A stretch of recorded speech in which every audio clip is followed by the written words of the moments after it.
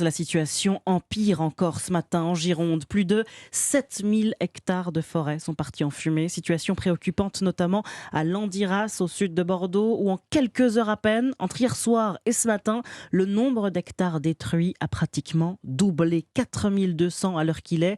850 personnes ont été évacuées dans 4 bourgs. Les Canadair et les Dash devraient reprendre leur rotation ce matin. Et l'autre bataille des pompiers en Gironde, bien sûr, elle est dans le bassin d'Arcachon, autour de la Teste de Buch. Les 2 maisons du village de Cazaux, évacuées hier soir, ont été détruites par les flammes. Au total, 4000 habitants ont été invités à quitter leur domicile de toute urgence pour se mettre à l'abri au parc des expositions de la Teste de Buch ou chez leurs proches. Le reportage du correspondant d'Europe 1, Stéphane Place.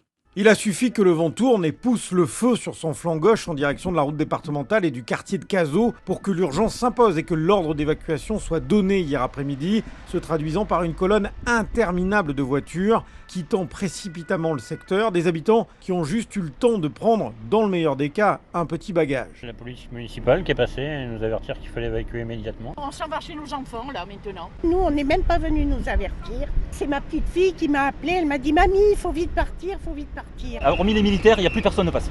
Les plus chanceux ont été accueillis par des amis ou par leur famille habitant ici sur le bassin d'Arcachon. Les autres sont allés passer la nuit au parc des expositions de la Teste. Environ 4000 personnes ont été obligées de laisser derrière elles leur maison, leur appartement, parfois leur commerce.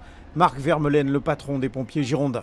On a en train de déployer des moyens en prévention. Si le feu arrive au niveau des habitations, on est sur la mission préventive, à la fois en termes d'évacuation, pour justement ne pas avoir de blessés, mais également pour pouvoir faciliter l'intervention des sapeurs-pompiers au niveau du dispositif de protection. Et toute la nuit, pendant que les pompiers ont poursuivi leur lutte acharnée contre les flammes, eh bien les policiers ont patrouillé, eux, dans les rues de Cazaux pour surveiller les nombreuses maisons qui sont vides depuis hier après-midi.